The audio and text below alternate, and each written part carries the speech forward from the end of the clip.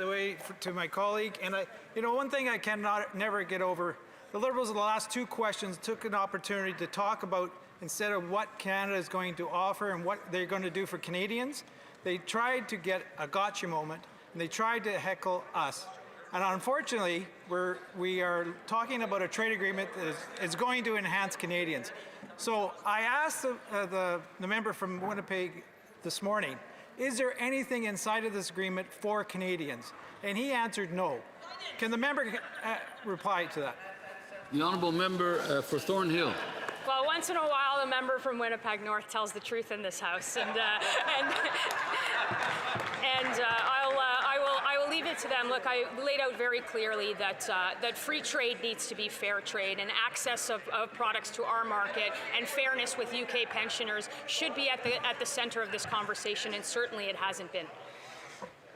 Resuming debate, the honourable member for Edmonton Manning. Thank you. Thank you, Mr. Speaker. I'm sure in the history of this Canadian Parliament there have been bills with no longer names, but you have to admit this one is mouthful. An act to implement the protocol on the accession of the United Kingdom of Great Britain and Northern Ireland to the Comprehensive and Progressive Agreement for Trans-Pacific Partnership. It's a very, very long name for a trade relationship or trade agreement. Now, this doesn't flow easy off the tongue. You should think some right staffer could have come up with a snappier title, something like the Let the UK Join the Club Act. I guess we'll just have to refer it to as Bill C-13. The Comprehensive and Progressive Agreement for Trans-Pacific Partnership, the CPTPP, is a free trade agreement in force between Canada and 10 other countries in the Indo-Pacific region: Australia, Brunei, Chile, Japan, Malaysia, Mexico, New Zealand, Peru, Singapore, and Vietnam. In 2023, CPTPP parties signed an accession protocol with the United Kingdom. The CPTPP will enter into force for the UK once all the CPTPP members and the UK complete their respective ratification processes. Bill C-13 is a part of the ratification process. Once the agreement is fully implemented, Canada will have duty-free access to CPTPP countries for 90% of Canadian agriculture and agri-food products exports, 99% of Canadian industrial products exports, 100% of Canadian fish and seafood product export, and 100% of Canadian forest product export. This is indeed good news for Canadian business. Also good news is that the UK accession provides broader services across such construction, legal, veterinary services, and longer visa durations for business visitors and investors than was set out in the Canada-UK Trade Continuity Agreement that was negotiated following Brexit. What's not good news is that the Liberal government has failed to address some of the outstanding trade issues with the UK. The CPTPP provides limited practical gains for Canadian beef and pork exporters who want to access the UK market. Canada did secure additional duty-free volumes for pork and beef into the UK over the previous agreement, but Canadian export volumes are unlikely to increase given the UK's non-tariff barriers relating to sanitary measures. It is worth noting that the Canadian Cattle Association and the Canadian Pork Council have both indicated opposition to the UK's accession to the CPTPP due to that country's non-tariff barriers for Canadian pork and beef producers. The UK is Canada's third largest trading partner and ally, and with this new relationship, I can see the opportunity for increased trade. However, there have been missed opportunities, not only with pork and beef. Mr. Speaker, I'll finish after. Perfect. Yes, I was going to mention that. Statements by members. Déclaration de député. The honourable member for Spadina Harbourfront. Mr. Speaker, 25 years ago, for International Women's Day, 12 students from McGill University walked up to Parliament to shadow and learn from women parliamentarians. Yesterday, we welcomed 85 students from McGill, Toronto Metropolitan University, and the University of Ottawa to this chamber to shadow women parliamentarians across party lines. Women in House has now welcomed more than 5,000 young women to Parliament who have moved on to careers in public service, advocacy, and yes, even into politics. Women have long led efforts to advance policies that address social and economic challenges. A powerful example of this is our government's $10 a day childcare, which is reshaping how we think about economic resilience and growth. Despite this incredible progress, Canada still ranks 73rd in the world for women's political representation. Our work to continuing opening doors for women must go on. Canada is better when more young women can see themselves not only in these halls, but at every table where decisions are made. Happy International Women's Day. Thank you. The honourable member for Kitchener South Hespeler. Mr. Speaker, the Liberals have a bad habit of announcing big programs for big money that don't actually work. In South Kitchener, Mohammed Kashvani invested $1.6 million of his own savings and loans to build Angus Valley Montessori, a beautiful childcare center that can serve 100 children. Parents are calling every day. More than 450 families are on the wait list. Yet, those spaces are almost all sitting empty. Why? Because their subsidy system is broken. The federal government takes money from taxpayers in Kitchener, brings it up to Ottawa, sends some of that to the province sends some of that to the municipality, and at the end of that chain, 450 tax-paying families are not seeing a dime of what they put into the system. The Liberals want to take credit for a universal childcare system, but they never take responsibility when 14,000 families in Waterloo Region cannot find proper childcare. Mr. Speaker, I call on the Liberals to fix their broken childcare system so that Mr. Kashvani and his wife can live their dream of providing high-quality childcare to my friends and neighbours in Kitchener. Conservatives will restore childcare. The honourable member for Hamilton West Ancaster. I'm honoured to rise as the Member of Parliament for Hamilton West Ancaster Dundas. In less than a year, our government is delivering for Canadians. We've cut income taxes, we're delivered affordable childcare and affordability tax credits, we're strengthening Buy Canadian procurement to support Canadian workers and Canadian industry, and we're investing in the infrastructure that Canada relies on. Ports, transit, Hamilton's LRT project, roads and bridges, sports facilities, and recreation centres. We are building more housing, protecting jobs in the steel and auto sectors, and we're building ships and life science sectors in Hamilton, strengthening healthcare, and reducing our reliance on the United States by expanding new markets for Canadian businesses. We're creating new jobs and opportunities across the country, including here in Hamilton West, Ancaster Dundas. Canadians elected a government that is strong, stable, and focused on building a more prosperous future for our country, and I'm proud to share some of the great work that we've achieved so far. Thank you, Mr. Speaker. The honourable member for Lakeland. The Liberals love to censor and control Canadians. Their Bill C-18 blocks Canadians from news on social media. C-11 controls what Canadians see and say online. Their extra quote online harms bill, yet the laws to combat it exist but aren't enforced. Their energy censorship stops Canadian businesses from telling the truth about innovation and the environment. And who can forget the unconstitutional Emergencies Act? These same Liberals are at it again with Bill C-9 that will strip the long-held religious defence from Canada's hate speech laws, criminalise passages from sacred texts like the Bible, Torah, and Quran, with Canadians already in danger as global conflicts plague our streets. The Liberals are clear. Religious texts and believers should be prosecuted. True to form, the Liberals shut down debate to censor MPs and ignore countless Canadians who urge us to reject C-9. Conservatives will always defend free religion, assembly, and expression because a free, democratic country does not police faith or prosecute Scripture. L'honorable député. The honourable member for La Salle-et-Marne-Verdun. Mr. Speaker, on February 23rd, my riding of La Salle-et-Marne-Verdun was struck by a devastating event. The former St. Paul Church was ravaged by a major fire, forcing the evacuation of nearly 100 seniors from their homes next door in the middle of the night. Thanks to the courage and professionalism of the Montreal Fire Department and the rapid response of the Canadian Red Cross, no lives were lost. However, a vital community lifeline lost everything. La main qui partage, qui nourrit. An organization that feeds the most vulnerable and offers hope and dignity to over 200 families saw its equipment go up in flames. Our community came together.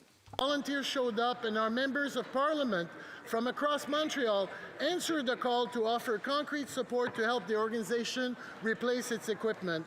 I cannot thank my colleagues enough. La main qui partage exists. This organization exists to make sure that nobody is left behind. And in this difficult time, our community has shown that it can come together in solidarity. The honourable member for Lethbridge. Bill C-9 expands the definition of hate in the criminal code while also removing long-standing religious defense. This change is significant and raises serious concerns for Canadians of faith who could be vulnerable to criminal prosecution simply for quoting passages from their own sacred texts. If the government can decide that parts of religious books are hateful and make it a crime to talk about them without clear protections in law, it takes us down an extremely dangerous path. This matters because religious freedom is not a privilege granted by a government, but rather it is a right guaranteed by Canada's Constitution. It is a cornerstone of our free and democratic society. Tens of thousands of Canadians have exercised their voice, have written and have called to members of Parliament. They have asked for Bill C-9 to be scrapped. And as members of Parliament who are duly elected, we have a duty of care, and that is to listen to the voices of those constituents. All sincerely held beliefs must be protected, and Bill C-9 must be withdrawn. The honourable member for Fredericton, Oromocto. Mr. Speaker, I rise today to celebrate the University of New Brunswick's women's basketball team on their historic season. For the first time in nearly 50 years, the Reds made it to the U Sports Women's Basketball National Championship.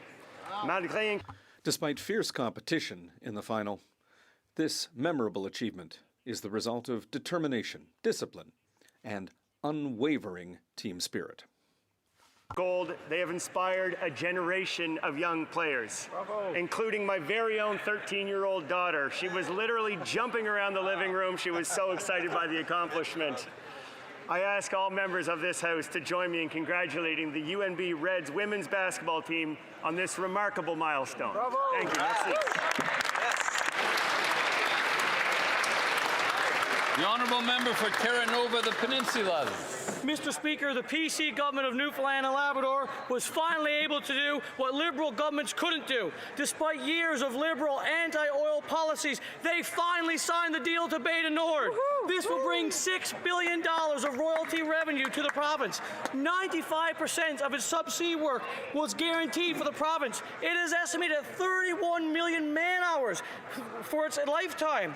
To sweeten the pot, Equinor and BP agreed to build a floating dry dock to equip our province for long-term employment into shipbuilding opportunities. This deal is a good deal by Premier Wakeham, and I will fight to make it even greater.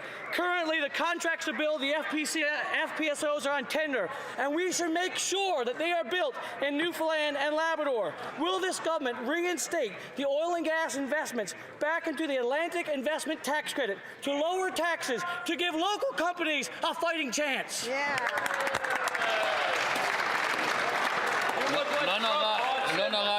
The honourable member for Drummond.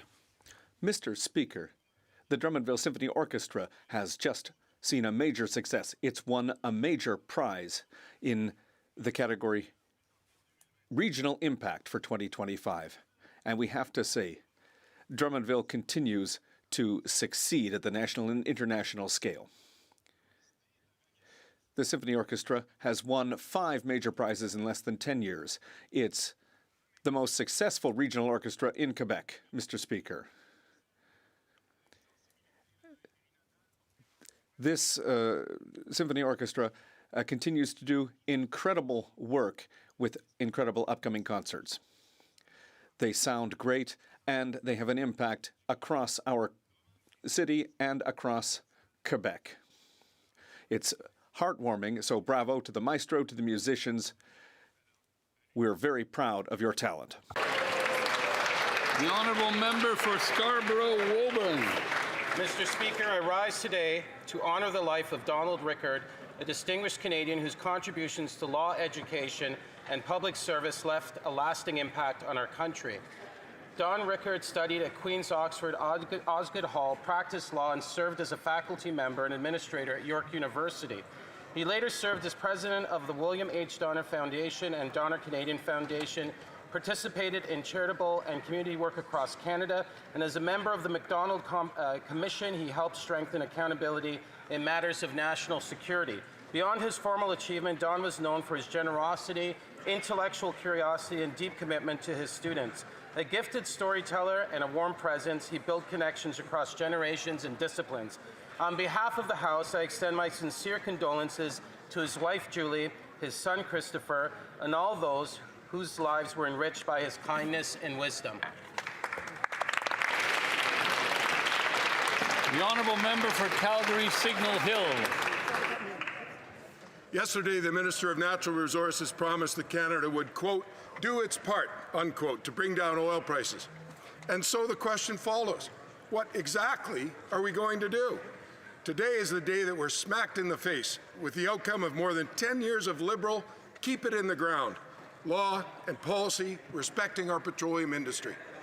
The fact is that the Liberal government has starved our energy industry of essential strategic infrastructure. Bill C-69 is an unworkable approval permit law. The Liberals have blocked pipelines and banned oil tanker shipping. Fortunately, my private member's bill will at least repeal the West Coast oil tanker ban. When it comes to strategic reserves, thankfully Pierre Poilievre has proposed the Emergency Energy Supply Plan that will allow us to assist our friends abroad in times of crisis and blunt energy shocks that further drive up the cost of living and hurt Canadians. I call on the Liberal government to adopt our plan. I just want to remind the member that he cannot name a member of this House by their proper name. The honourable member for South Surrey, White Rock. Mr. Speaker, last Sunday I was joined by the Surrey Police and Fire Department to deliver a speech and cheer on everyone at the Polar Plunge for Special Olympics BC. The Polar Plunge is about the belief that everyone deserves a place to belong. This year marks the 10th anniversary of the Polar Plunge for Special Olympics BC, which has raised more than $2 million to support athletes. In August, Alberta hosts the Special Olympics Canada Summer Games. As a father of a child with a disability, I have seen firsthand how sports build confidence, friendships, and joy. It opens doors for athletes, families, and entire communities. Through Special Olympics, people are not defined by their challenges, but by their courage, their determination, and their incredible abilities. To those who took the plunge this year, remember, you didn't just brave the cold, you helped to create a more inclusive world where every athlete is celebrated. Thank you, Mr. Speaker.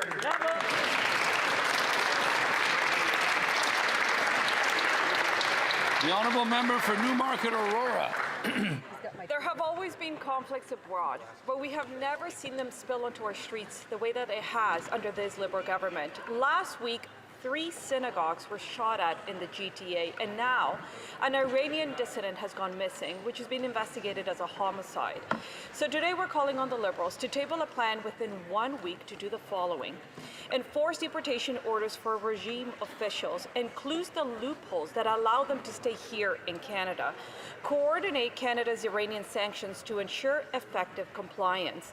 End the regime's money laundering efforts here in Canada. Evaluate Canada's terrorism threat level. Identify any gaps in Canada's national security legislation. And finally, complete Canada's Foreign Influence Registry. The Liberals have failed to provide a plan to combat the regime in Tehran and their predations on Canada. So we have done the work for them because Conservatives believe that Canadians deserve to feel safe here at home.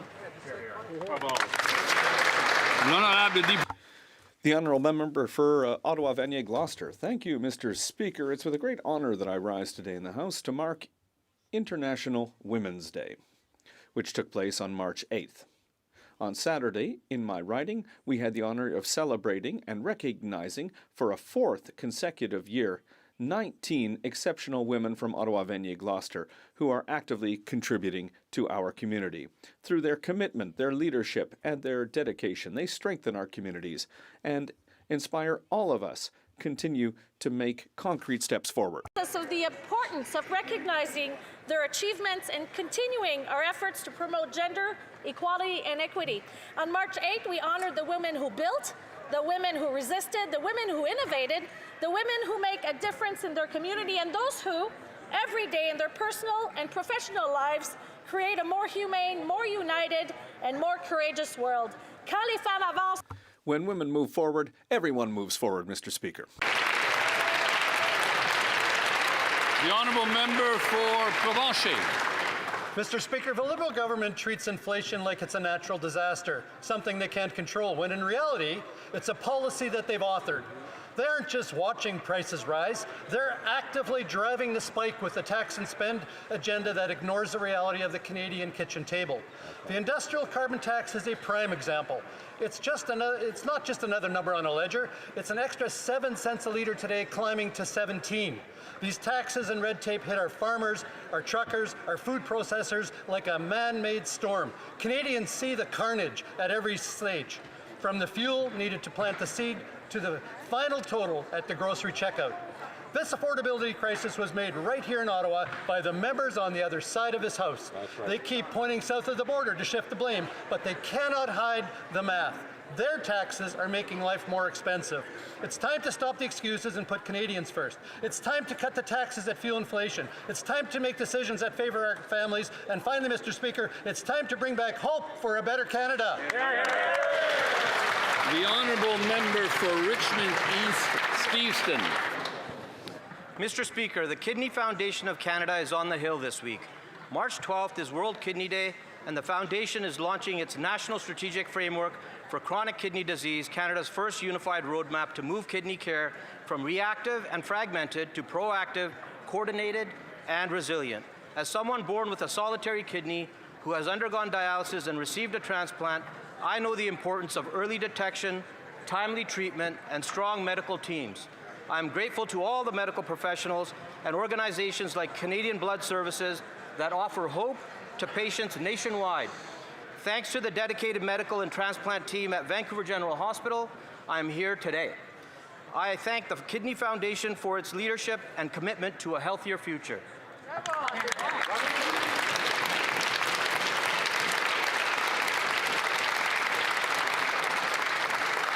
Oral questions. Questions orales. The honourable member for Thornhill. Yesterday, the Minister of Natural Resources made the absurd promise that Canada would, quote, do its part to help stabilize global oil markets. But Canada can't do its part because after a decade of liberal energy policies, we don't have a strategic oil reserve. When allies need energy and markets need stability, Canada has nothing to offer but the minister's promises. Conservatives have proposed a strategic reserve to fuel our allies abroad and give Canada real leverage, especially at times like these. So will the Liberals adopt our plan so that Canada can be stronger at home and more reliable abroad? The Honourable Minister of Energy and Natural Resources. Speaker, let me explain to the member opposite the way the IEA works. Net importers have strategic oil reserves. Net exporters do not. That is how it works, Mr. Speaker. Honourable member for Thornhill. Let me explain something back. Just because you don't have to do something, it doesn't mean that you shouldn't, especially when you lead your allies to believe that you will. We have a name for that. But the Liberals cannot paper over a 10-year record of shutting down the oil and gas sector, leaving our country weaker, more dependent, and unable to step up when it matters. They can say the words, they can sign the MOUs, but we all know that the minister's new project office hasn't approved a single new project. So will the government finally scrap the anti-pipeline law, repeal the emissions cap, lift the tanker ban, approve real projects so we can get Canadians to work and be there for our allies? The Honourable Minister. Apparently, Mr. Speaker, they don't agree with the Premier of Alberta that now is the time to build. This new Liberal government signed and will deliver against the promise of the Canada MOU. We will build strong with Indigenous peoples. That's why Canadians elected the new Prime Minister, because the new Prime Minister knows how to work with the premiers, knows how to work with Indigenous peoples to build things. Unfortunately, the leader of the opposition does not. Thank you, Mr. Speaker. The honourable member for Louis Saint Laurent Akiawanrak. Mr. Speaker, yesterday the Natural Resources Minister promised that Canada was going to do its share to free up oil reserves to stabilize the market. That's a good idea, Mr. Speaker, but the only problem is we don't have a strategic oil reserve. Why? Because for 10 years, these people across the way from me dealt with Canadian oil in a certain way. We, on our side, propose a stockpile for oil reserves and critical minerals. Will the Prime Minister say yes to building wealth and this incredibly important leverage in an uncertain world? Mr. Speaker, with respect to creating an energy superpower, that's what we're doing. The minister just explained that exporting countries generally do not have reserves, but importing countries do. Canada will also be a renewable energy superpower, whether we're talking about selling uranium, supporting renewable energy and technology throughout this country. Canada is an energetic superpower, conventional and renewable, and will remain that way. The honourable member for Louis Saint-Laurent at Cowanhack. The Minister of National Resources has only been here for a year, but this minister has been here for 10 years. Over those 10 years, him and his colleagues had contempt for Canada Energy, and today all Canadians are paying the price for that. Also, Mr. Speaker, there is a food inflation problem here. Canada is a great country in the G7, but has the worst food inflation, 7.3%. Result, Mr. Speaker, families of Saint-Georges-de-Beauce go grocery shopping, and 50 kilometers away, it costs them less expensive on the other side of the border. Why do Canadians have to pay more for their groceries? Mr. Speaker, my colleague, who has also been here for 10 years, also has a record. He systematically voted against any support that was needed to support Canadians against price increases, voted against dental care, nutrition in schools, the Canada Child Benefit. This member systematically voted against all of this, Mr. Speaker. Not one support for one Canadian that he's approved. When will they start to do what's right? For Grand Prairie. Mr. Speaker, we can't control what's happening abroad, but we can fix things here at home. The majority of Canadians now report that they're worse off today than when this Prime Minister took office. And, Mr. Speaker, they're right. Under his leadership, Canada now has the worst food price inflation and the only shrinking economy in the G7. This Liberal Prime Minister was warned that imposing his industrial carbon tax and adding a fuel standard tax that's now at 7 cents, that he's rising to 17 cents a litre, would drive up prices, but he did it anyway, Mr. Speaker. Canadians can't afford this. When will this Prime Minister remove his inflationary taxes so Canadians can afford to eat? Honourable Secretary of State for Financial Institutions. Thanks for taking up. Mr. Speaker, will that leader, the Conservative leader was in Europe, trying to reboot his tarnished image, meeting with leaders who wondered why he was even there? Do you know where our Prime Minister was? He was in the Indo-Pacific signing trade deals. Wow. Japan, Australia, India. How about $2.6 billion on uranium from Saskatchewan? Did those Saskatchewan members even comment on that? Premier Scott Moe certainly supported it. On this side of the House, we're going to continue to build our economy. That side is full of rhetoric and obstruction. Thank you, Mr. Speaker. The honourable member for Grand Prairie. Well, Mr. Speaker, if you believe that answer, I've got some oceanfront property I'll sell you in Alberta. Because, Mr. Speaker, everyone knows that when the government charges higher fuel and carbon taxes on fertilizer, fuel, and equipment for farmers, food processors, and truckers, it drives up the cost of food. And it's going to get worse as long as these Liberals keep on hiking these taxes. Canada now has the highest food price inflation and the worst shrinking economy in the G7. It's gotten worse since this Prime Minister took office. We can't control what's happening abroad, but we can fix things here at home. Why won't these Liberals reverse their taxes so Canadians can afford to eat? The Honourable Minister of Environment and Climate Change. Mr. Speaker, I'm standing up for my daily reminder that studies show that the industrial carbon price adds zero to the cost of food. So if they want to speak about taxes, though, I can point out that on this side of the House, what did we do? We cut them. If they want to talk about imaginary taxes, go ahead. But we're going to make sure that we support Canadians with real measures. L'honorable député de Saint-Jean.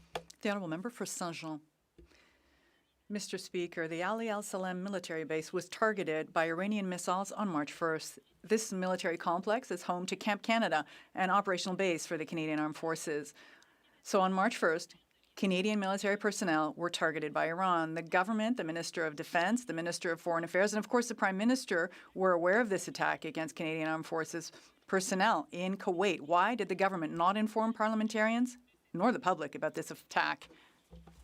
The Honourable Minister. Mr. Speaker, Canada was not consulted, did not participate, and will not participate in offensive strikes against Iran. All Canadian Armed Forces members in the region are well, safe and sound, and have been located. For reasons of operational security, we cannot provide any further details, but I would like to thank the Canadian Armed Forces for their hard work on a daily basis for our country. Thank you. The Honourable Member for Saint-Jean. Mr. Speaker, on Monday, March 9th, the government proposed a take-note debate on the conflict in the Middle East in response to requests from the Bloc Québécois and the Conservative Party. It had been 8 days since the Ali al-Salem military base had been attacked by Iranian missiles. 8 days, and they did not see fit to mention this to parliamentarians. It was La Presse, the newspaper, that made this information public. We wouldn't know about it today if it were up to the Liberals. Are there other attacks like this that the government is trying to hide from us, and why should we trust them? The Honourable Minister. Mr. Speaker, as I stated, all Canadian Armed Forces members in the region are safe and sound and were located. As we continue to say, Canada reaffirms that international law applies, binds all actors, including the United States and Israel. They must respect international rules. And I again want to reissue this thank you to the Canadian Armed Forces for their constant effort on behalf of our country. The Honourable Member for Saint-Hyacinthe-Bagotte-Acton. At the beginning of the conflict, the Prime Minister said he supported the United States and Israel. Since then, he has been revising his position on a daily basis. The lives of Canadian Armed Forces soldiers in Kuwait were threatened by Iranian missile strikes. The Prime Minister knew this. The Minister of Defense knew this. Perhaps the entire cabinet knew this. But the members of Parliament didn't know, nor did the public. Why? Was it because the Camp Canada military base in Kuwait was targeted by missile strikes that the Prime Minister supported the American offensive? The Honourable Minister. I would like to confirm that all Canadian Armed Forces members in the region are safe, that they have all been accounted for. For operational safety reasons, we cannot provide any further detail to that effect. I would like to be clear. Canada was not consulted, did not participate, and has no intention to participate in offensive strikes against Iran. Period. The Honourable Member for Lethbridge. The Liberals blame the world for the fact that families are struggling more than ever to make ends meet. But it's actually this government's policies here at home that are driving up the cost of food. Canada has the highest food inflation rate out of the G7, and a big factor in this is the hidden carbon tax, also known as the Clean Fuel Standard. It's making life more expensive because it's driving up the cost of fuel for trucks and farmers and fishermen.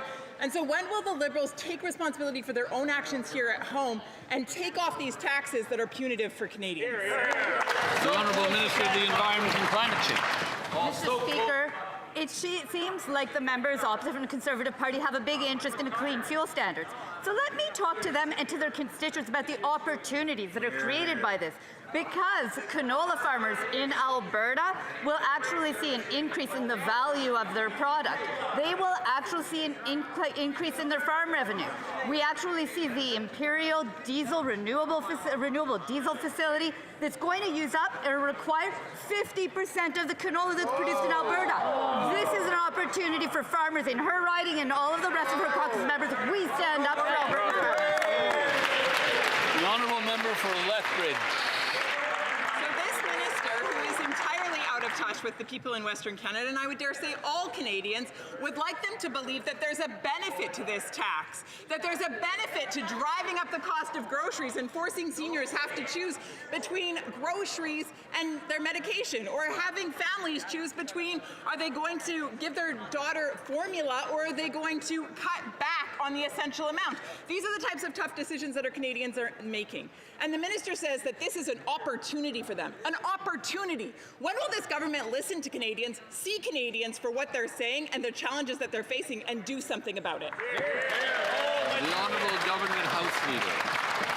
Mr. Speaker, judging from recent opinion polling, it is not us who is out of touch with the people of Alberta, Mr. Speaker. It is, in fact, this Liberal government that is delivering on the promise of a memorandum of understanding with the province of Alberta. It is this government that is making markets and creating revenues and increasing the incomes of canola farmers across Alberta, Manitoba, Saskatchewan, Mr. Speaker. The question is for the opposition, when will they get behind this Western Canadian agenda? The Honourable Member for Newtecumseh-Gwillimbury. Mr. Speaker, Canadians watching know this government always has an excuse ready. But they can't keep passing the buck when we have the highest food inflation and the worst economic growth in the G7. Backward Liberal policies imposed domestically, like the industrial carbon tax and the fuel standard tax, are harming our economy and making life more expensive for Canadians. Enough excuses. Will the Liberals scrap these self-inflicted taxes they are forcing on Canadians? The Honourable Parliamentary Secretary. Speaker, enough excuses, enough rhetoric from that side of the House. This is a government that is supporting Canadians right across the country. We have delivered on the groceries benefit, which in my riding is going to help over 30,000 of my constituents. I expect it's similar in that member's riding as well, Mr. Speaker. That benefit is going to help deliver close to $1,900 this year for a family of 4. It's the kind of part of our plan that is making an actual difference in the lives of Canadians. So when are these Conservatives going to get on board and back us up? The Honourable Member for Newtecumseh-Gwillimbury. Well, Mr. Speaker, how can Canada stand on its own 2 feet in the world if the Liberals keep cutting our legs out from under us? Amid global instability, the government should be doing everything it can to make life more affordable right here at home.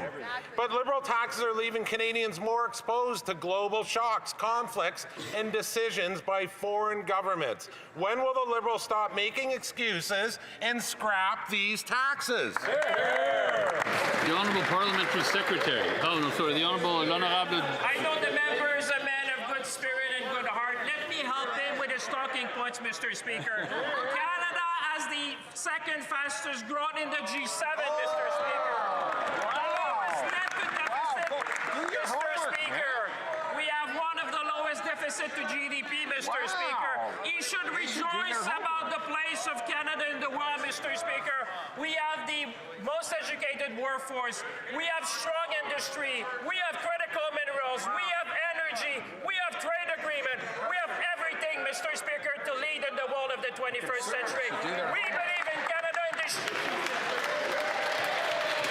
The Honourable Member for Souris Moose Mountain. Mr. Speaker, the Liberals like to blame everyone else for rising food prices, but it's their own policies here at home that are driving them up. Canada now has the highest food inflation in the G7. Instead of helping, Liberals are now adding new fuel costs, which will rise from 7 to 17 cents a litre. For every new tax, that increases planting, harvesting, and transporting food. Farmers cannot absorb it, and consumers cannot afford it. Please, Mr. Prime Minister, flip-flop again, scrap these costly policies, and finally show some mercy to the hard-working Canadian families and the farmers who feed them.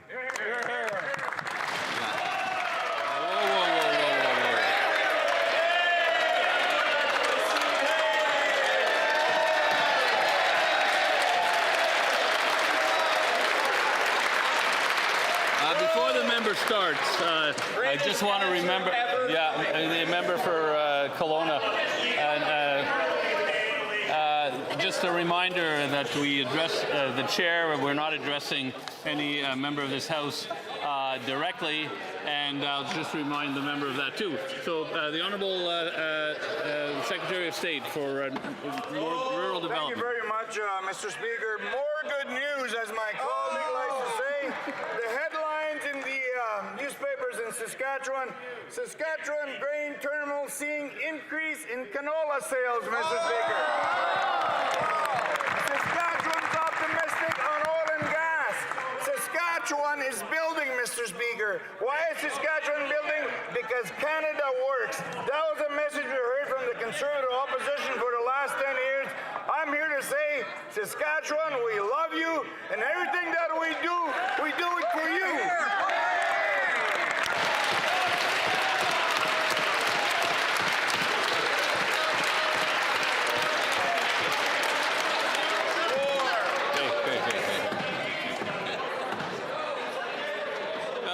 The Honourable Member for Souris Moose Mountain. Thank you, Mr. Speaker. That answer shows just how out of touch these Liberals are. That member represents a riding from Saskatchewan, which is the breadbasket of Canada and the world. Yet there has been 27 confirmed cases of scurvy in that member's riding. These aren't people who are coming over in wooden ships across the Atlantic in the 1600s. Unfortunately, this is just another day in Liberal Canada. When will this government be morally or ethically serious and stop these crazy policies that are driving up food inflation in Canada? The Honourable Secretary of State for Rural Development.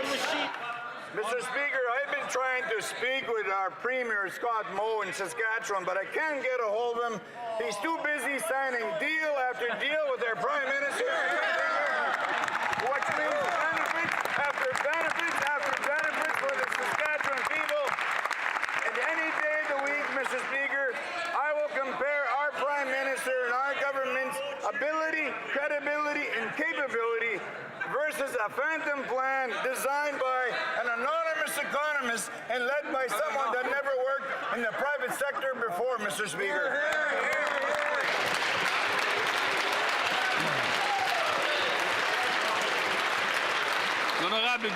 The Honourable Member for Chicoutimi-Lefield. Mr. Speaker, the rising cost of living is hitting constituents, Quebecers and Canadians hard. On continue à parler du dernier échange. This is still the last exchange. Oui, on va se calmer. L'honorable. Yes. Oui, peut-être. On va... Perhaps we might have to extend question period. L'honorable. The Honourable Member for Chicoutimi-Lefield. Mr. Speaker, the rising cost of living is hitting my constituents, Quebecers and Canadians hard. We have the worst food inflation in the G7. Despite this, the Liberals are determined to make life even more difficult by increasing the fuel tax, which is already rising from 7 to 17 cents per litre. This leads to higher prices for our farmers. When will the government put an end, once and for all, to these taxes that are a burden on Canadian families? The Honourable Minister.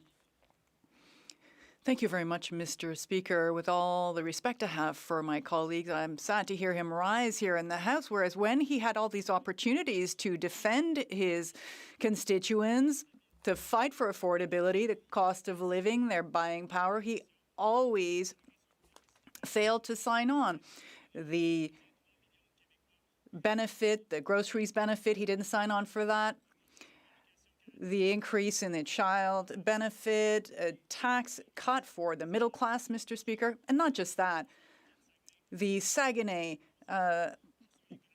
work that's been done that's good for his economy and the economy in Quebec. The Honourable Member for Abitibi-Témiscamingue. Mr. Speaker, yesterday, Public Accounts Committee unanimously voted, that includes my Liberal colleagues, a motion calling for an inquiry on the failures of Phoenix, Arrivecam, and Curam. The National Assembly of Quebec also unanimously called for an inquiry. What happens at the federal level is taxpayer money that ends up going into these useless IT systems. Billions of dollars could have been better invested elsewhere. When will there be an independent public inquiry? Mr. Speaker, let me be perfectly clear with that member. The government tabled a response at the Public Accounts Committee in January. There was over 50 pages of documentation on the progress of the Benefit Delivery Modernization Program that are publicly available and can be found online. So what he has asked for has already been conducted. But Mr. Speaker, just this morning, he also participated in a technical briefing with the department where he learned that the benefits system is providing services to over 7 million Canadians, is on track, and so far the expenditure is under budget. The honourable member for Shefford. Mr. Speaker, yesterday the Prime Minister was telling us that we hadn't taken part in a briefing session on CURM. Well, that briefing session was actually happening today and we attended. Conclusion, CURM is still causing problems. Tens of thousands of seniors are still today without their old age security benefits. Bills keep coming in. The problems caused by CURM remain the same, and thousands of people are still experiencing worry and anxiety. Rather than holding briefing sessions to defend their flawed system, what are the Liberals waiting for to set up an independent public inquiry? The Honourable Minister. Thank you very much, Mr. Speaker. I'd like to commend members at the Bloc who finally rose to the occasion and took this technical briefing that will clarify things for them with respect to CURM. The direct costs of the program are less than anticipated, yes, but 7.7 million Canadians receive OAS through and via CURM. What the Bloc Québécois is proposing is absolutely unacceptable. That would mean millions of seniors would be dependent on an archaic, obsolete system that was vulnerable and was endangering their financial health and safety throughout the country. Honourable member for Parry Sound, Muskoka. Well, Mr. Speaker, it's a new day, so it means there's another CMHC housing report that's warning that housing starts are falling because projects simply no longer work financially. Government taxes, fees, and regulations now account for up to half of the cost of a new home. Mr. Speaker, when government takes that much, fewer homes get built. So, will the government, this Liberal government, please just listen to the Conservatives, listen to experts, and take the immediate step to improve the economics of housing and eliminate the GST on all new homes? The Honourable Minister of Housing and Infrastructure. Thank you, Mr. Speaker. Mr. Speaker, we had some good news in that CMHC report, which shows that average rents across the country are coming down. We're making progress. We're also seeing the price of housing come down as well, and mortgage rates are also down. So we're seeing trends in the right direction that achieve affordability, which everyone in this House seems to want to deliver on. We can deliver even more by passing the Build Canada Homes Act in this House, get $13 billion to set up Canada's affordable housing agency permanently and deliver more for Canadians. Thank you. The Honourable Member for Parry Sound, Muskoka. Well, Mr. Speaker, it's not surprising the minister read only a part of that report because the report actually talks about the housing starts are falling. They're dropping dramatically. And the reason they're dropping is because the cost of government is just too high and housing construction is too expensive. So my question is simple. Instead of creating a fourth, count them 4, federal housing bureaucracy with this new Build Canada Homes, why won't the government deal with the real barriers to home building? Taxes, fees, and approvals, so builders can get building the homes that Canadians can afford. The Honourable Minister. Thank you, Mr. Speaker, and thanks to the member opposite for pointing out, because we are cutting taxes on first-time home buyers up to $50,000 for young Canadians to be able to buy their first home. We are reducing the amount of red tape across the country. The Housing Affordability Accelerator Fund is delivering for 241 cities across the country. We're seeing permitting and approvals move faster.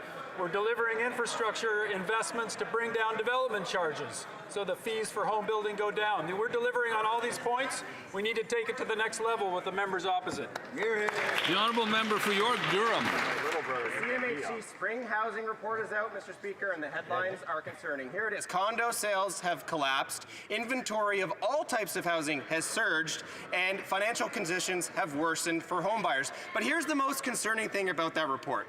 It says that Canadians are delaying starting families because of housing unaffordability, delaying marriage, delaying children, the very foundations of our society because they can't afford a home. We've offered one positive solution: remove the GST on new homes for all Canadians. Will the minister commit to doing that today? The Honourable Minister. Thank you, Mr. Speaker. Well, it's no surprise that Canadians are challenged with buying homes right now when there's a war in the Middle East. There's no surprise, Mr. Speaker.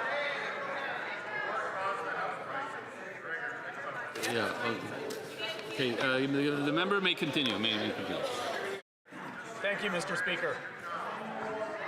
Mr. Speaker, in the first 100 days of Build Canada Homes, we've secured agreements with Nova Scotia, with BC, with Nunavut. We're delivering thousands. We're up to 9,000 homes that are being delivered through Build Canada Homes for Canadians. And we're just getting started, Mr. Speaker. If we pass the Build Canada Homes Act in this House in the days ahead, we can supercharge the construction of affordable housing, and that's what Canadians need. The Honourable Member for York-Durham. Well, Mr. Speaker, an excuse for every problem, but this is a new one. The war in Iran is the cause of our housing crisis. Wow, I mean, I don't know how you square that circle, Mr. Speaker. And he boasts about 9,000 new homes. He promised 500,000 new homes. That's not even 2% of his target. And guess what? CMHC says only 259,000 were built last year. Only half of the target again. So at the rate that the minister complacently brags about, we'll never hit the target. So will he take our idea and remove GST on all new homes for Canadians? The Honourable Minister. Thank you, Mr. Speaker. The good news is that we had a very strong year last year for housing starts across Canada, one of the best in our history. Almost 260,000 homes were started. We need to keep that continuing. Sales are challenged right now. The economy is challenged. This side of the House is focused on delivering for Canada on affordability, boosting our economy, creating jobs, cutting the costs and the challenges that Canadians have. And that starts first and foremost with our housing. So we're going to deliver that with Build Canada Homes. I invite the members opposite to support the Act moving forward. Thank you. The Honourable Member for Richmond North Nebraska. Thank you, Mr. Speaker. We all agree that Canada needs to build more housing. But the Liberal solution is to build more bureaucracy. The only thing the Liberals know how to build is more bureaucracy. This is the fourth Liberal housing bureaucracy, Build Canada Homes. It's going to cost Canadians $13 billion, but will only build 5,000 new homes per year, which is 1% of the country's needs. When will this government finally get rid of GST on all new homes rather than build even more bureaucracy? The Honourable Minister of Government Transformation. Thank you, Mr. Speaker. I am very pleased that the colleague across the way is asking this question, because it enables me to underscore that Quebec is the first province to have made an agreement under Build Canada Homes with my colleague, which will lead to the construction of thousands of new homes across the country and in Quebec. And I would invite my colleague to follow this closely, because we will build with speed and ambition. Member for Oakville West. Good news, Mr. Speaker. Earlier today, the Minister of Public Safety tabled an act respecting lawful access with the underlying objective of giving law enforcement agencies the modern tools they need to combat organized crime, as well as further capacity to act swiftly to prevent criminal activities such as extortion.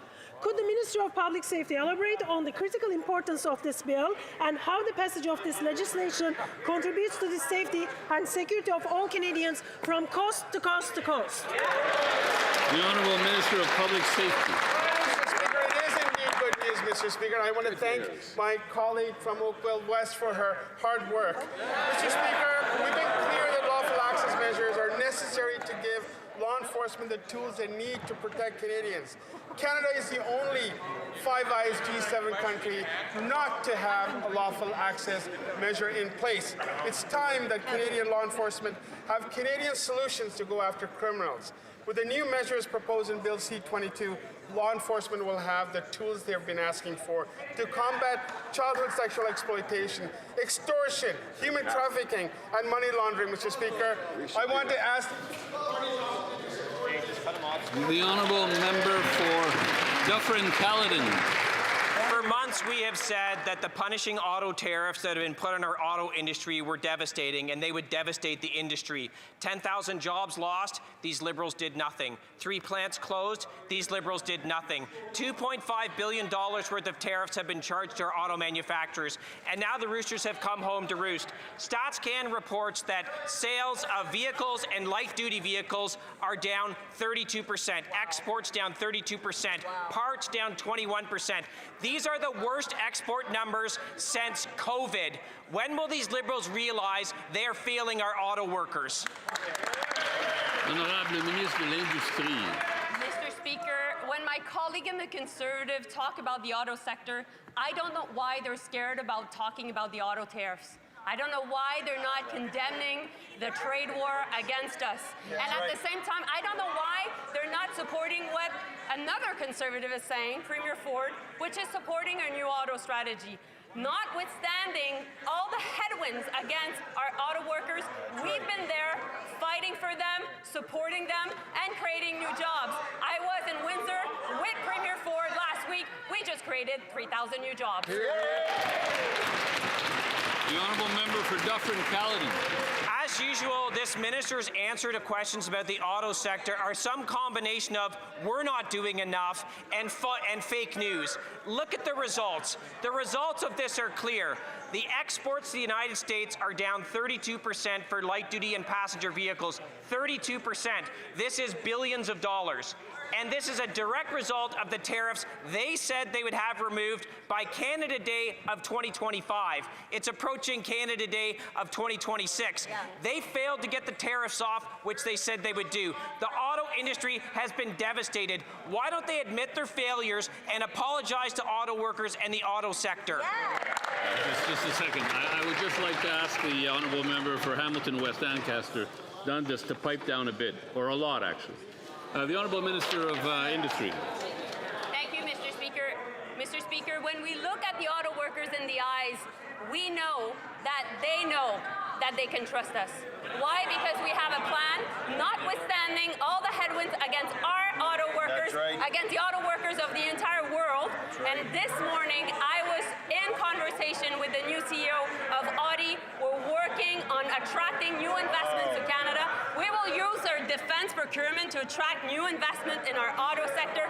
We will use every single levers of this government to make sure that we can defend their jobs. And at the end of the day, these are not fake news. These are real numbers.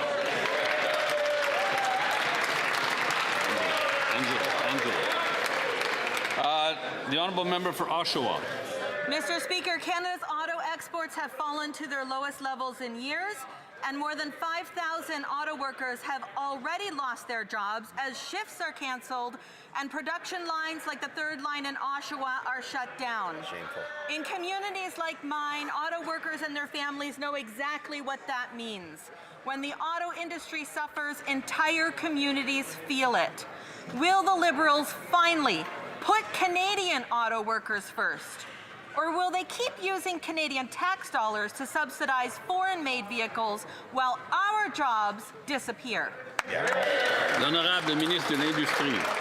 Mr. Speaker, I have a lot of time and respect for my colleague. I know the Oshawa community is going through hardship right now because of the fact that GM cut the third shift.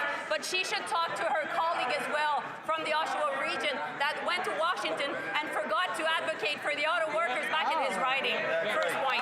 Second point, Mr. Speaker, we need to work as one team Canada because now the unions in the U.S. are now in favor of our position, which is no tariffs on auto workers. We need to work and put pressure on the D3, including GM.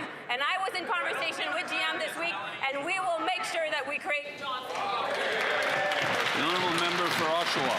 Mr. Speaker, it would be awfully nice if this Liberal government would go to Washington and fight for Canadian auto workers. We cannot control what Donald Trump does. was, but we do know what we can control, and that's our policies here at home. And the Minister of Industry and the Prime Minister can certainly control their constant flip-flopping.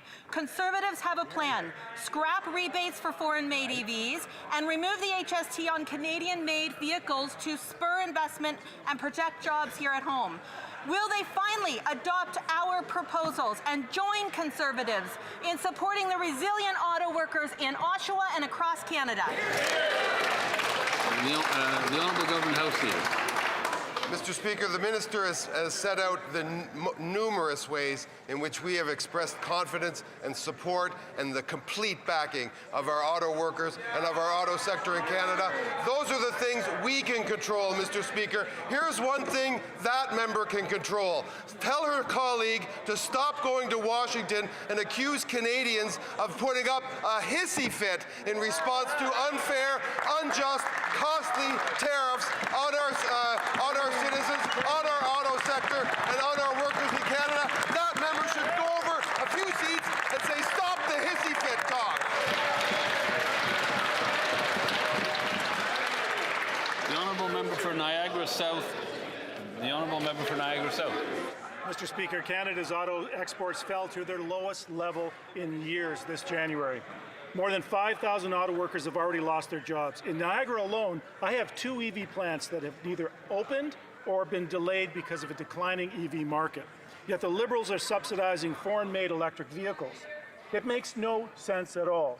Will the Liberals finally adopt our strategy to protect Canadian workers in the auto sector, or will they continue to push ahead with their disastrous plan to subsidize foreign-made electric vehicles? The Honourable Parliamentary Secretary. Mr. Speaker, they talk about the auto sector. What about the workers? What about a vision for this country? What about a plan? We have exactly that. They say they stand for working people. We have an opportunity now to rally around those working people with a serious approach to governance, to policy. It's exactly what we're doing every single day. They quote unions in this House. We have unions back. We have their families back. We will not stop until this country's on the right footing. We're going to get that work done.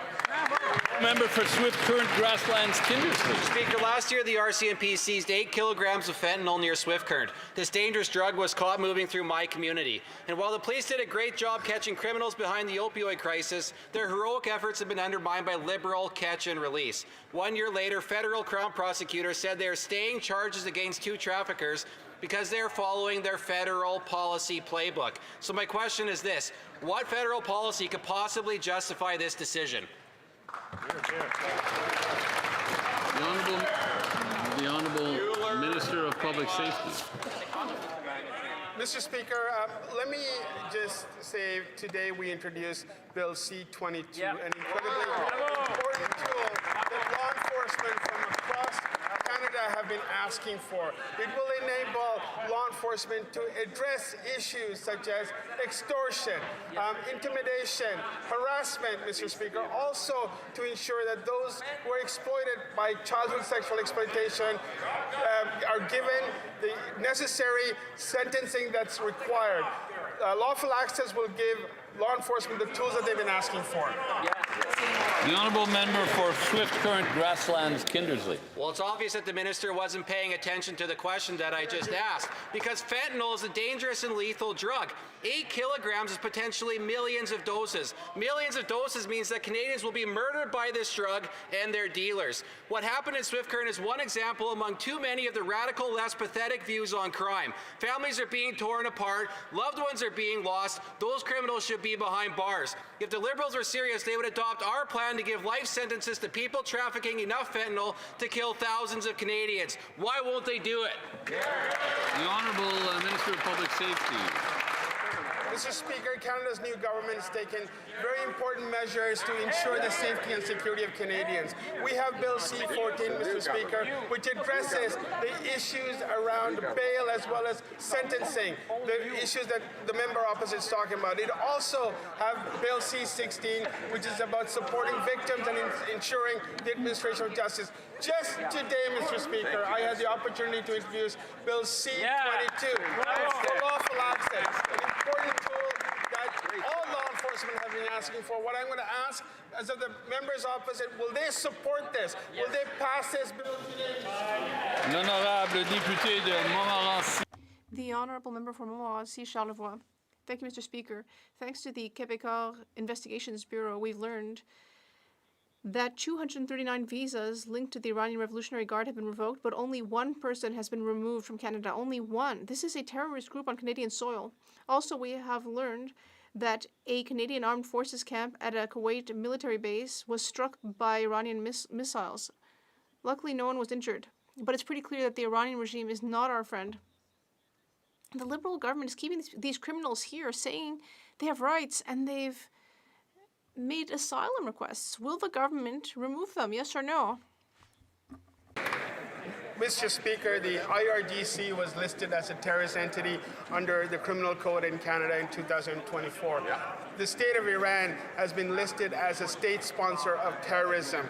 We have been working to ensure that those who are inadmissible are removed forthwith. Any information that's received by law enforcement, by CBSA, of alleged members of the IRGC who are in Canada are investigated thoroughly. The issues that the opposite member is referencing have been addressed, Mr. Speaker. L'honorable député de The Honourable Member for Montmorency, Charlevoix.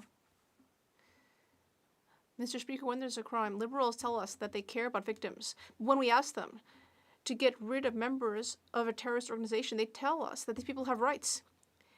Listen, Iranian women who are protesting the regime are telling us that they're being photographed by members of the regime. They don't feel safe here in Canada.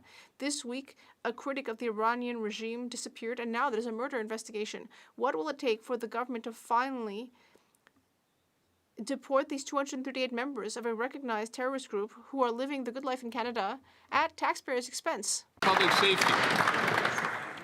Mr. Speaker, to be clear, the number that the member opposite is referencing, they were never allowed into Canada. Those visas were revoked as they were outside of Canada, Mr. Speaker. But let me just say, for the record, that individuals who are believed to be members of the IRGC are being thoroughly investigated by the Canada Border Service agencies. They're going through the legal process of being removed. Some have already been removed, Mr. Speaker. We will continue to ensure that every single member who is inadmissible to Canada, who are members of the IRGC, are removed. Honorable député. The Honourable Member from Madawaska-Restigouche. Mr. Speaker, cancer affects almost all families in Canada. I lost my wife, Stephanie, at 34 years of age because of cancer. She believed in the importance of research in order to allow us to save lives.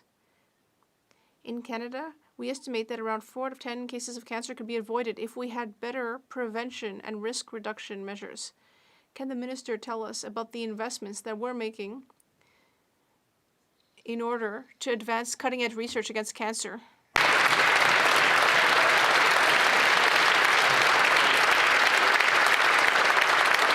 L'honorable ministre de la Santé. The Honourable Minister of Health. I'd like to thank the member for Madawaska-Restigouche for sharing this personal story with us.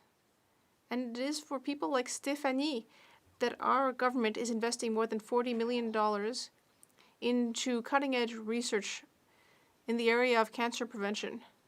These investments will enable us to reduce the burden of cancer and save lives. By supporting these projects, we are moving science forward, we are improving prevention, and we are coming closer to a future where we will have more effective cancer treatment. Thank you. The Honourable Member for St. Albert, Sturgeon River. Mr. Speaker, the Liberals handed out a $200 million below-market value loan to a company to build a wind farm in Nova Scotia. It turns out that the chair of the company is the former leader of the Nova Scotia Liberal Party, and 3 of the directors are close family members of former Liberal MPs. So given that, are we to believe that it is just a coincidence that this cabal of Liberal insiders received this $200 million sweetheart loan? Hear, hear. The Honourable Minister of Energy and Natural Resources. Mr. Speaker, I know the member opposite likes to think about cabals and conspiracies. Maybe he should talk to the Conservative Premier of Nova Scotia, who stood beside us and said this was one of the best projects he's ever seen, Mr. Speaker. Thank you very much. Honourable Member for St. Albert, Sturgeon River. Mr. Speaker, we're talking about a $200 million sweetheart loan to Liberal insiders. Canadians deserve to know that their tax dollars are not being handed out on the basis of political connections to this government.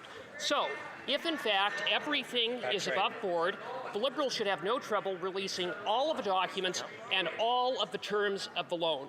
Will they? Hear, hear. The Honourable Minister. Mr. Speaker, what this is a large megawatt wind farm that's producing thousands of jobs in Ontario, in Nova Scotia, giving the opportunity of people from Nova Scotia to buy renewable power. This is good for Nova Scotia. That's why the Premier of Nova Scotia stood beside it and said it was a great project, Mr. Speaker. The Honourable Member for Lévis-Lobinière. Scandal after scandal, Mr. Speaker. Things are looking pretty great for Liberal wind farms. This week, we learned that the Liberals gave a $205 million loan at below market rates, as well as $150 million in subsidies for a Liberal wind farm in Nova Scotia.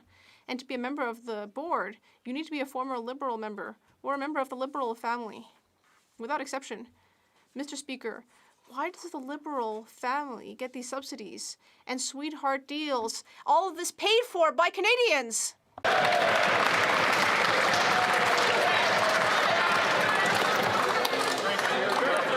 The Honourable Minister of Energy and Natural Resources. Mr. Speaker, 3 times with gusto, I guess. It doesn't change the answer. It doesn't change the answer. There's no conspiracy here.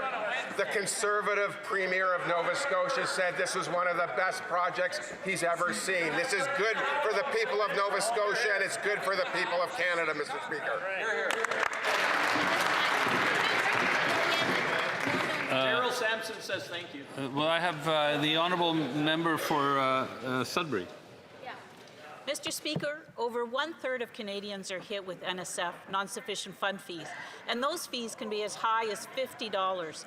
That's money Canadians can be using to pay towards rent, food, and other essential items. Can the Minister of Finance tell this House how we are helping Canadians with affordability by capping NSF fees and lowering banking costs? L'Honorable Ministre des Finances. Mr. Speaker, I want to thank Mark Koenig for a great question, and I know that everyone wants to hear more good news, Mr. Speaker. It's Thursday.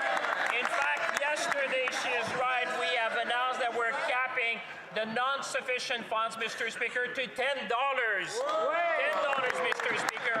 We know that 1/3, 1 out of 3 Canadians is affected by these fees. It's going to save $600 million for Canadians, Mr. Speaker.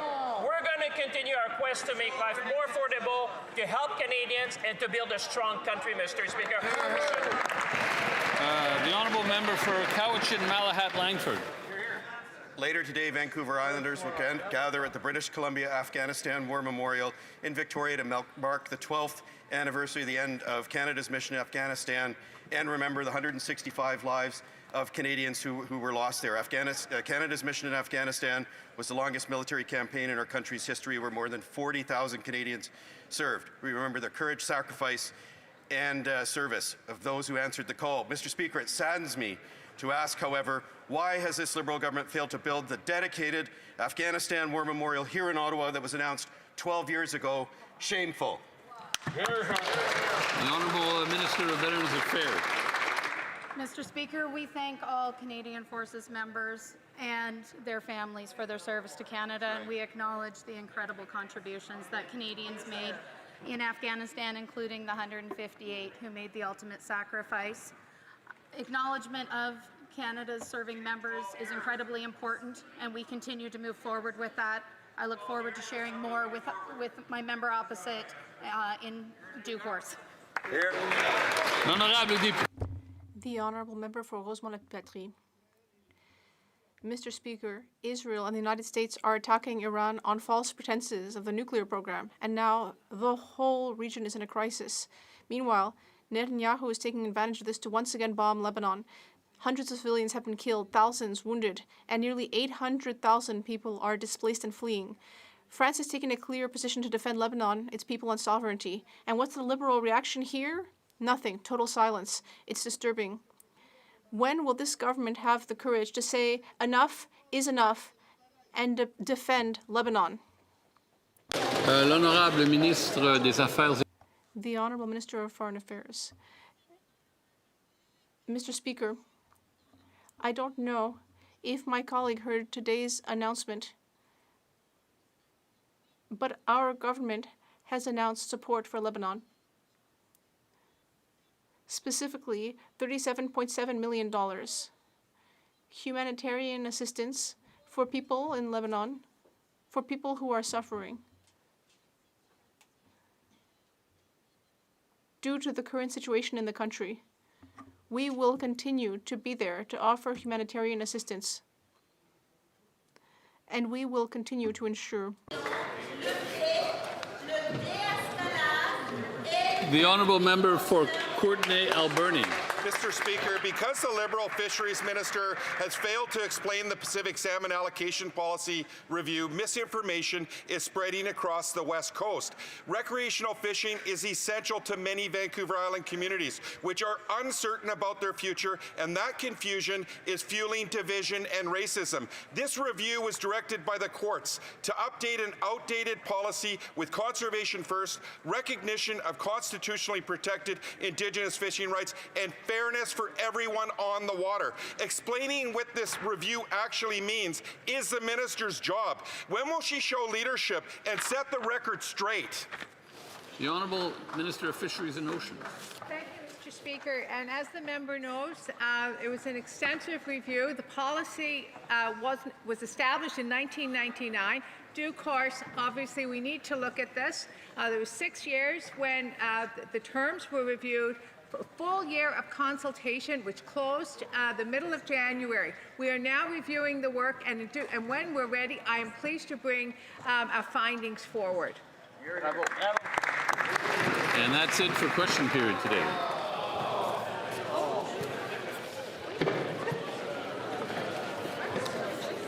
We'll give it a moment, and then I know that the opposition House Leader is interested in asking a question of the government House Leader.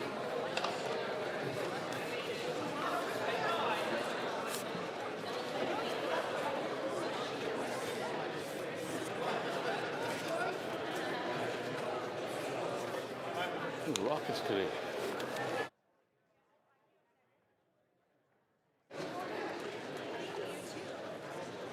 It's almost ready. Yeah. Okay, the Honourable Opposition House Leader has a question for the Honourable Government House Leader. Thank you very much, Mr. Speaker, and it is time for the Thursday question, the day on which all of CPAC's servers experience a massive spike. So we hope that their IT department is well prepped for what's about to happen. I wonder if the Government House Leader could update the House as to the business for the Chamber for the rest of this week and the week after our constituency work week. Especially curious to hear if he's actually going to be tabling any kind of action plan to not just ban new IRGC agents from entering the country, but to actually deport the ones that are in this country and causing so much harm to Canadian citizens and security, and of course funding a terrible regime in Iran. Or if you could update the House as to whether or not they are going to repeal any of the hidden taxes that add to the cost of grocery prices, like the industrial carbon tax or the fuel standards tax, which adds 7 cents a litre, rising to 17 cents a litre in this affordability crisis that the Liberals have caused. Will they at least bring in some legislation to provide relief at the grocery store for hardworking Canadians? Honourable Government House Leader. Well, Mr. Speaker, I think we'll have to also ask CPAC which of the two of us people tune in to see more, because both of us, as the member well knows, tend to be very, very lovable and appreciated by all Canadians as we answer the Thursday question.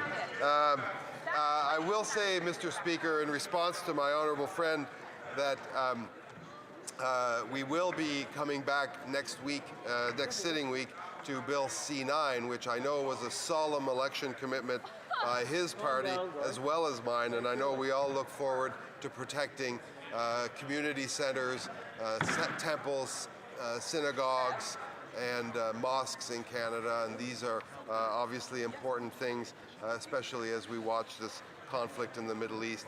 Mais Monsieur le Président, nous allons continuer l'étude. Mr. Speaker, we will continue study at third reading of Bill C-13, an act to implement the protocol on the accession of the United Kingdom of Great Britain and Northern Ireland to the Comprehensive and Progressive Agreement for Trans-Pacific Partnership. Tomorrow, we will resume study at second reading of Bill C-20, an act to create Build Canada Homes. Return from our constituency week on Monday, March 23rd. Priority will be given to that bill, that very important Bill C-9, the Combating Hate Act, and of course Bill C-8, the cybersecurity legislation, which is essential for Canada in this day of online risks, Mr. Speaker. Finally, Mr. Speaker, Tuesday, March 24th shall be an allotted day. Thank you very much. Orders of the day. Government orders resuming consideration at third reading of Bill C-13, an act to implement the protocol on the accession of the United Kingdom of Great Britain and Northern Ireland to the Comprehensive and Progressive Agreement for Trans-Pacific Partnership. Resuming debate, the honourable member for Edmonton Manning has 7 minutes remaining. Thank you, Speaker, for allowing me to finish my speech. The UK is Canada's third largest trading partner and ally, and with this new relationship, I can see the opportunity for increased trade. However, there have been missed opportunities not only with pork and beef. Like many members of this House, I have met with representatives of 127,000 British state pensioners living in Canada who have raised the issue of their pensions with me. Those state pensions are equivalent to our Canadian or Canada pension plan. They and their employers made payments for years before retirement. However, unlike the CPP, their pensions are frozen at the rate they were when first received and do not increase with inflation. This has been British policy for decades. That does not seem fair to me because the British pensioners are fully indexed in other countries, including the United States. The Government of Canada has made multiple representations to the UK government over the years with the aim of negotiating the Social Security Agreement to end this discriminatory policy, but there apparently has been no willingness on the part of Britain to have such an agreement. The TPP was a perfect opportunity to revisit the issue. After all, the British policy comes with the cost to Canadian taxpayers. It has been estimated that this policy costs Canada about $470 million annually. Canada's Social Security pensions are indexed, increasing the purchasing power of our citizens wherever they choose to live in retirement and ensuring they have sufficient funds to live. In failing to provide reciprocity, the British government is relying on Canada to provide for its citizens if they should find themselves in need. The Liberals missed the opportunity to address this issue when they negotiated the Canada-UK Trade Continuity Agreement. They missed it again when it was not included as a part of UK's accession to CPTPP. The UK is Canada's third largest single country trading partner for goods, $39.4 billion in 2024. It is also the third single country trading partner when it comes to services, $21.6 billion in 2024. In the last decade, bilateral trade in goods and services has increased by 52.9%. Working to increase trade with someone who already have a strong relationship with would seem to be a good thing. The UK is also Canada's second largest investment partner. Inbound direct investment to Canada total $97 billion in 2024. We want to see that number increase. Bill C-13, if passed, provides immediate duty-free, quota-free, unlimited access to sweet corn. There's no volume limit as they were under the previous agreement. It provides more liberal rules of origin for Canadian agriculture export interests, including meat, processed foods, sugar-containing products, and pet food. It will provide enhanced protections for investors and their investments in the UK with greater predictability and transparency. Canadian investors will also have access to arbitration for resolving disputes related to UK measures that breach CPTPP investment provision. These are positive outcomes.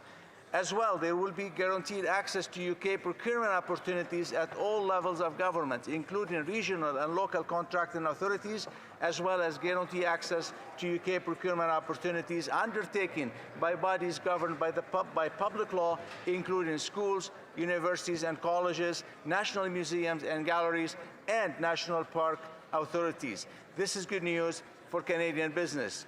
Yes, the government has failed to address some of these issues that should have been a priority when it was negotiating this agreement. Our beef and pork industry will still have complaints about the inequity of treatment compared to how UK producers are treated in Canada. And those UK pensioners living here will continue to be treated as second-class citizens unfairly by their government because Canada's Liberal government did not do the right thing to stand up for a fair treatment. I'm sad that our government did not take a more principled stand. However, I think we can all agree that Canada needs more trade and more diversified trade.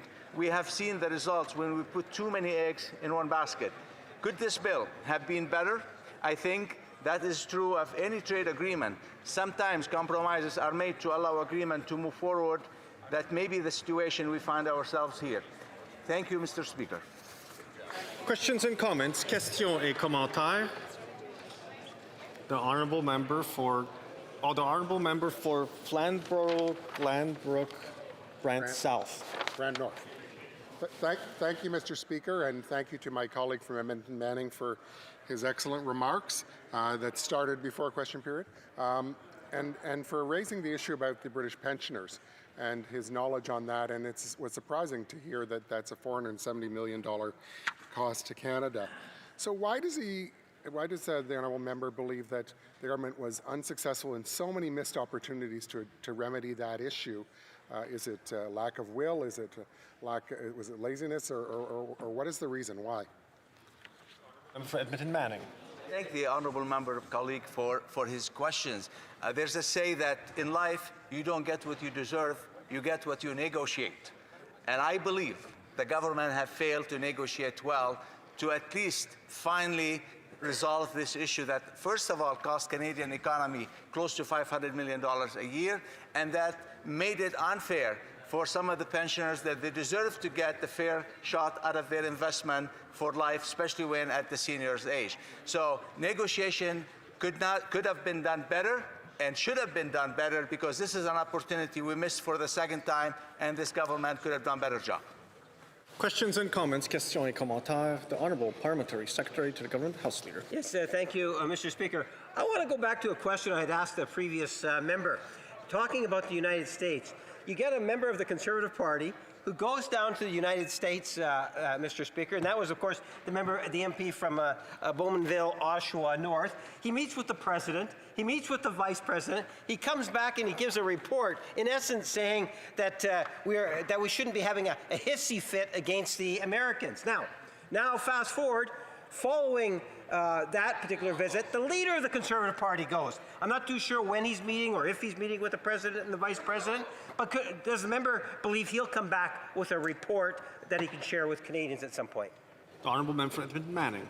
I think if the government does its job, no one has to do anything. But the government is not doing its job. The honourable member knows that. They failed to come back to Canadian and deliver on the promises. It's been one deadline after the other, and we still haven't seen a result. So if the government is suggesting that people should sit around and do nothing and stand for Canada, that's his problem. That's not our problem. And I believe you can never politicize this issue. Questions and comments, questions et commentaires. The Honourable Member for Sandwich Gulf Islands. Thank you, Mr. Speaker. I also want to thank my colleague from Edmonton Manning for raising an issue I've also been working on for years on behalf of British pensioners within Sandwich Gulf Islands. And it's been many years now and missed opportunities to try to negotiate with the British government that they index the pension for Canadian expats. It doesn't make sense, and as the member rightly points out, it's a cost to the Canadian economy, but it's a needless worry to wonderful people. We have a lot, I'm sure each of us in our own ridings has had people come see us about this unfairness. I carried with me a stack of petitions to try to hand them directly to Boris Johnson when I went to a COP in Glasgow, and I had the help of my honourable colleague from at that point, well, anyway, I won't say his riding name because it'll take too long. We tried really hard to hand it directly to the Prime Minister of the UK and say, this is so unfair. What do we do now? This agreement is in front of us. What can we all do collectively to push the government to get a proper deal with the UK government to defend our pensioners? The Honourable Member for Manning. I thank the Honourable Leader of the Green Party. We were together at many occasions where we met with those pensioners, trying to, first of all, listen to them, understanding the issue. The issue is... The member, there's an incredible amount of noise coming from the courtyard, and there are people outside of the chamber interfering with the work of the chamber right now. I can't even hear the member for Edmonton Manning. I'll let the member for Edmonton Manning restart from the point he was at, and he can continue replying.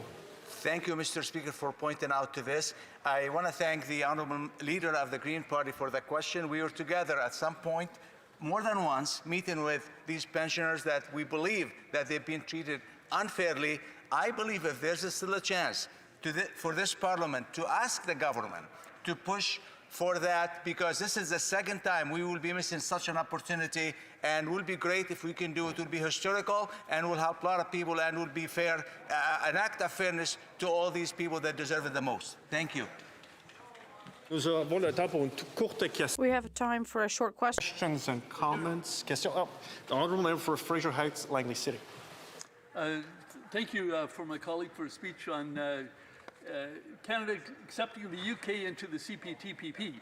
Now, it's my understanding that Canada trades freely with the other countries that are in that agreement with respect to beef and pork. So do Canadians have a legitimate concern that this government has failed to come to that agreement with the United Kingdom? The Honourable Member for Edmonton Manning in 15 seconds or less. Yes, it's true. The beef and pork industries are not happy with this. We could have negotiated better. The government could have negotiated better to get this, because, again, this is a golden opportunity to do something better. And if that's going to be missed, I think the industry will be hurt and will be affected by it. Thank you. Resuming debate, reprise de débat, the Honourable Parliamentary Secretary to the Minister of International Trade. Thank you very much, Speaker, for acknowledging me. You always look good in the chair and do a really good job. I'm hoping you'll give me some leniency while I'm speaking. No, he won't. No, he won't. Speaker, before I start, I would like to share that I'll be sharing my time with the honourable member from Saanich Gulf Islands. I'm very thrilled to share my time with her, who I consider a close friend in this place.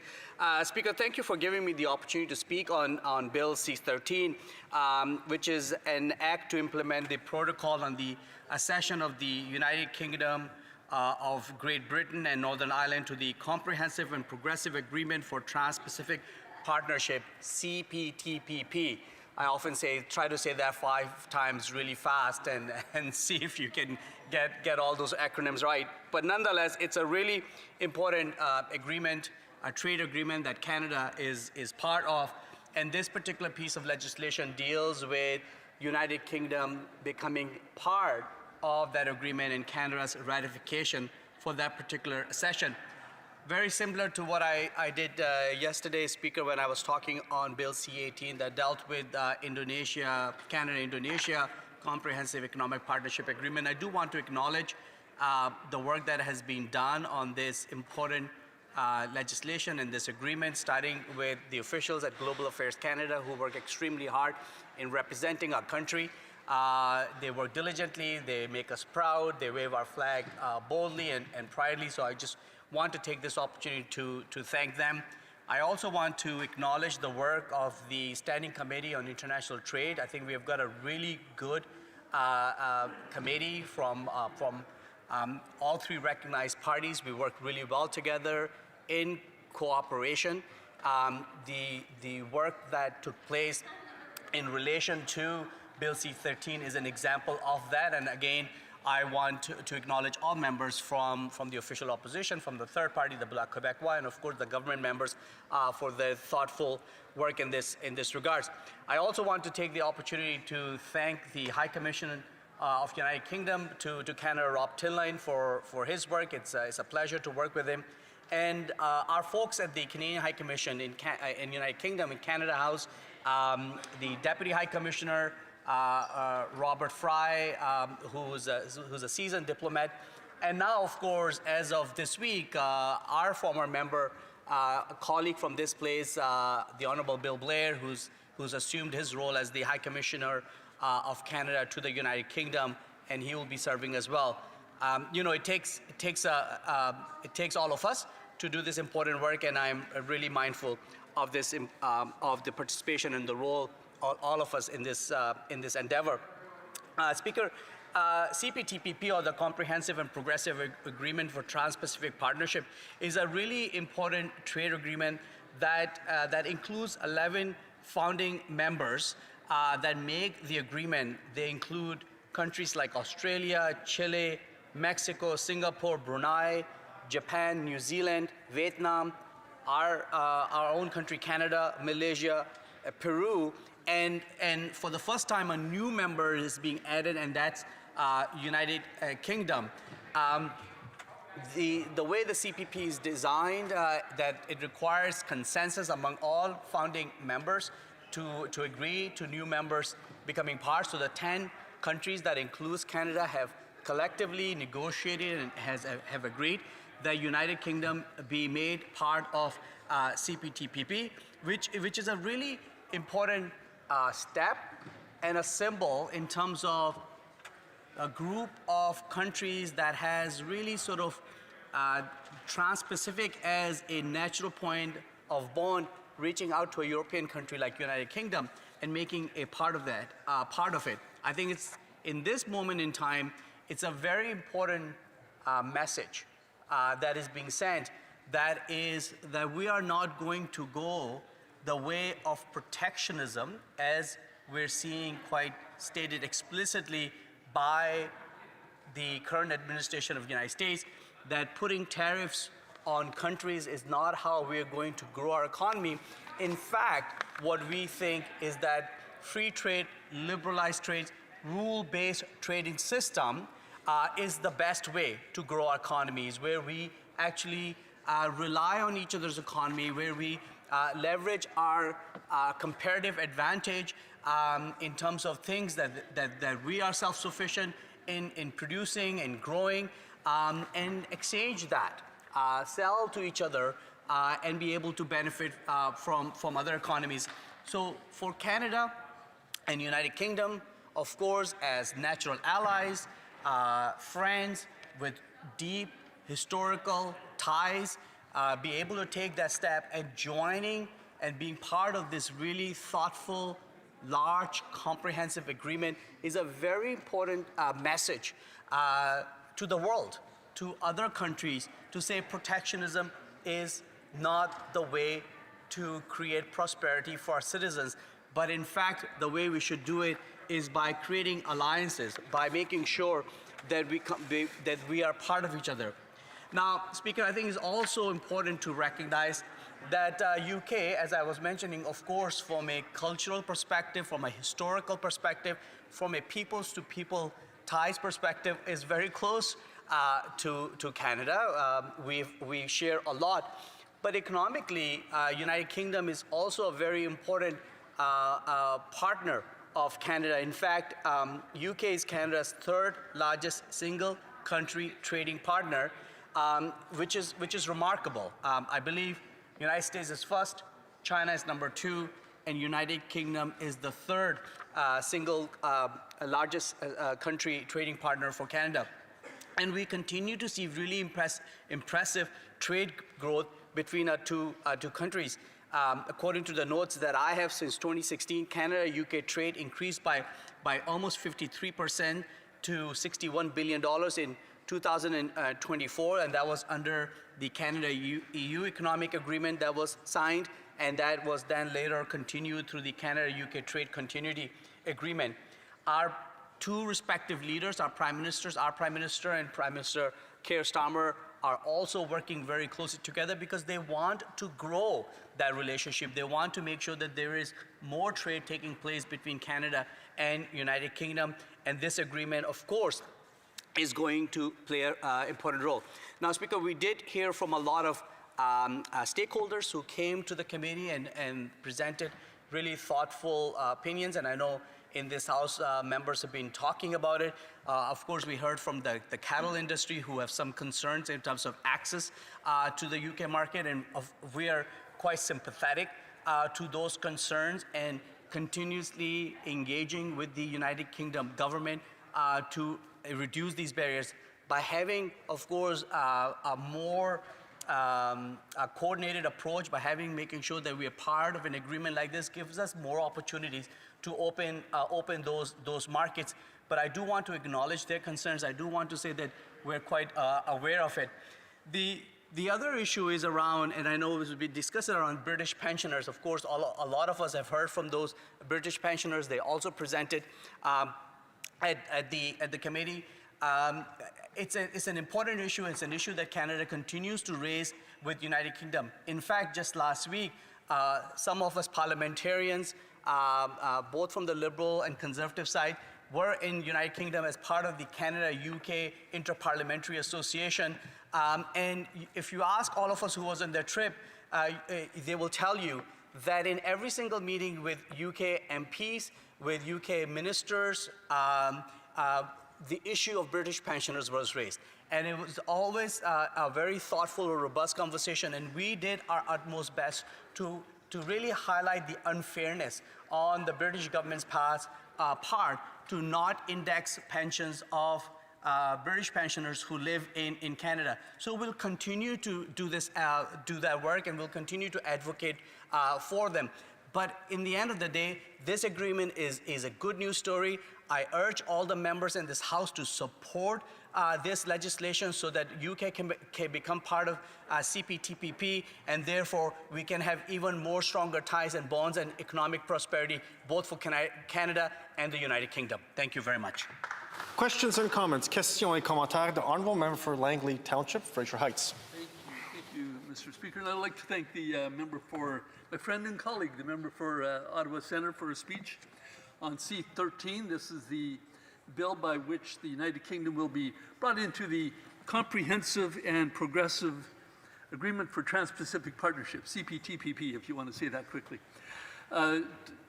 All the other countries, and I believe there are 11 of them, besides Canada, accept beef imports and pork imports from Canada, yet the United Kingdom is putting up barriers to that, non-import barriers, non-tariff barriers, I mean.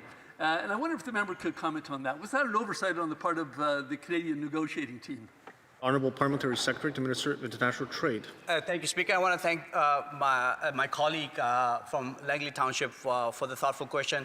He was one of the members who I had the chance to travel with and got to know him personally quite well. So I appreciate his public service and his representation for his community. And he would remember that in every conversation that we had, including with the Minister of International Trade from the United Kingdom, we brought the issue of these non-tariff barriers, that we should find a way to move forward to ensure that our beef, our cattle ranchers, our beef producers are able to export in the United Kingdom. There's some issues around sanitary and phytosanitary circumstances. I believe by having a deeper relationship, by making sure the UK is part of this agreement, there will be more opportunities for us to really make effective arguments to the UK and bring those barriers down for our ranchers. Questions et commentaires. Questions and comments. The Honourable Member for Saint-Hyacinthe-Pagot, Acton. Thank you, Mr. Speaker. My colleague and I are studying this agreement together at the International Trade Committee, but I was still disappointed that he voted against almost all of my amendment proposals, even though he's asking for more transparency on some aspects, on human rights, environment, and action against multinationals. We could have improved transparency and accountability. Nevertheless, I'm even more disappointed that he voted against my amendment to not have the CPP come into effect before another phytosanitary agreement was reached. We could have required to have meat enter freely. Minister of International Trade. Merci beaucoup, Monsieur le Président. Thank you very much, Mr. Speaker. I'm very happy to work with my colleague at the International Trade Committee. He contributed a great deal to committee work. The committee did accept an important amendment presented by the member opposite.